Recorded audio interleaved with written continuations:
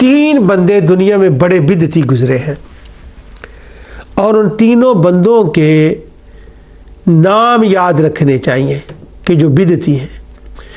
جتنی احادیث آئی ہیں وہ انہی تینوں بدعتیوں کے بارے میں آئی ہیں جن میں بدعت کی مذمت کی گئی ہے، انہی تینوں بدعتیوں بندوں کے بارے میں آئی ہیں۔ اس کے بعد جو ان کے ماننے والے ہیں، اس کے بعد جو اس طرز کا کوئی کام کریں جو ان 3 بندوں نے کیا تھا۔ اب وہ 3 بدعتی بندے، یہ تو ایسے ہے کہ لکھ کر رکھنے والی بات ہے، موٹا سا لکھ کر سامنے رکھنے والی بات ہے، تاکہ جب بھی بدعت کی حدیث پڑھے یا سنے تو وہ پتہ چل جائے کہ یہ کیا بات ہو رہی ہے۔ 3 بندے ہیں، ایک بندے کا نام ہے جو پہلا بندہ ہے، اس کا نام تھا عمر بن لوحی۔ یہ جو عمر بن لوحی تھا، اس نے سیدنا ابراہیم علیہ السلام کی اولاد میں بنی اسماعیل میں یہ نئے کام کیے تھے، یہ بدعتیں گڑی تھیں۔ ایک تو کعبے کے اندر بت لایا، یہ اس کی بدعت تھا، کعبے میں بت لانا، ان بتوں کو خدا کی اولاد قرار دینا، یہ اس کی بدعت تھی۔ ننگے طواف کرنا، یہ اس کی بدعت تھی۔ حرام اللہ تعالیٰ کے نام کی بجائے ذبح کے وقت بتوں کا نام لینا، یہ اس کی بدعت تھی۔ بچوں کو کے بارے میں یہ کہنا کہ یہ ہمیں جو ہمارا سورج خدا اس نے دیا ہے، یہ فلاں ہمارے خدا نے دیا ہے، یہ اس کی بدعت تھی۔ یعنی مشرکوں کے اندر اولاد ابراہیم میں جتنے غلط کام کیے تھے، جو بدعت کے کام تھے، یہ وہ بندہ تھا۔ اب جب نبی کریم صلی اللہ علیہ وسلم بدعت کا رد فرماتے اور فرماتے کہ وہ جہنمی ہے، وہ گمراہ ہو گیا، وہ اتر گیا پٹری سے، وہ پھسل گیا، تو یہ مراد ہوتا ہے۔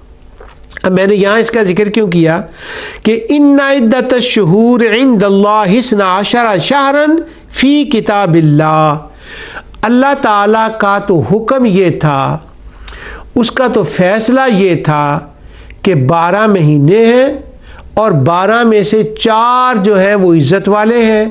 اب یہی جو بدعتی بندہ ہے عمر بن لوحی، اس نے جو وہ 4 مہینے تھے نا، منہا 4 حرم، جو حرمت والے رسپیکٹڈ مہینے تھے، ان کے اندر تبدیلی کر دی۔ رجب تھا برکت والا مہینہ، جو ایک عزت والا مہینہ، اس نے اس کی جگہ سفر کو لے آیا، مثال کے طور پر شعبان کو لے آیا۔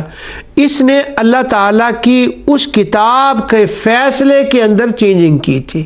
اب جب اس نے کتاب کے فیصلے کے اندر چینجنگ کی تھی، اللہ کا وہ لکھا ہوا فیصلہ جو لوح محفوظ میں ہے، کعبے میں بت لایا، فلاں کیا، یہ بدعتی بندہ تھا جس نے یہ کام کیا تھا۔ اللہ سبحانہ و تعالیٰ کی اس پہ لعنت ہو، اور نبی کریم صلی اللہ علیہ وسلم نے اپنے ارشادات کے اندر اس کے اوپر اس کو فرمایا اور لعنت فرمائی اس کے اوپر کہ یہ لعنتی بندہ تھا اور یہ جہنمی ہے۔ دوسرا بدعتی بندہ، لکھنے والا نام ہے یہ بھی، اور اس بدبخت کا تو قرآن میں نام آ گیا، جس کا ابھی میں نام لینے والا ہوں۔ اب قرآن میں اس کا نام کیوں آیا؟ اب سورۃ البینہ کا جو متعلقات میں بیان کرنے لگا ہوں، اور مطہرہ کا باقی کا حصہ جس کے اوپر میں نے گفتگو کرنی ہے، اس مطہرہ کے حصے میں اس بندے کا ذکر بھی آئے گا انشاءاللہ۔ اللہ تعالیٰ وہاں تک لے جائے، جو متعلقات ہیں نا ترجمے کے بعد، اس میں اس کا بھی ذکر آئے گا، اور قرآن میں اس بدعتی کا ذکر آ گیا، اور اس کی بدعت کا بھی ذکر قرآن میں ہے۔ حیران کن بات یہ ہے کہ لوگ جب اس کا ذکر کرتے ہیں، باقی واقعہ بیان کر دیتے ہیں، لیکن اس کی بدعت کا ذکر نہیں کرتے، اس حساب سے کس نے یہ بدعت کی تھی۔ حالانکہ مفسرین نے، علامہ قرطبی نے، وہ حوالے میں نے پڑھے ہیں، انہوں نے اس کا اس نام لے کر اس کا بدعتی ہونا ذکر کیا ہے۔ اس بندے کا نام ہے سامری، عمر بن لوحی، اس کا تاریخ عرب میں نام ہے، عرب کے اشعار میں نام ہے، عرب کی تاریخ میں نام ہے، تاریخ اسلام میں نام ہے، احادیث کے اندر اس کا نام ہے، قرآن میں نہیں آیا۔ پر اس بدبخت کا نام تو قرآن میں آیا ہے، سامری کا۔